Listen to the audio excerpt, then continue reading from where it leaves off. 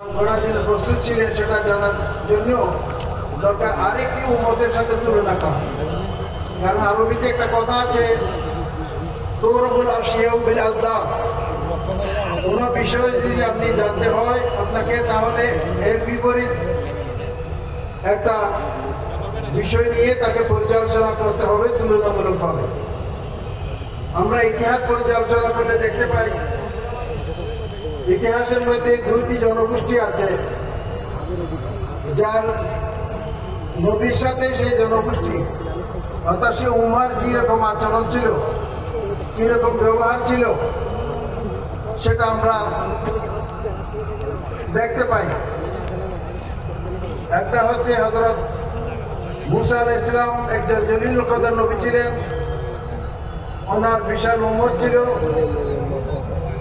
এবং বনী ইসরাঈলের বিভিন্ন ঘটনা পবিত্র কোরআনের ছত্রে ছত্রে উল্লেখ করা হয়েছে। আর নবী করিম সাল্লাল্লাহু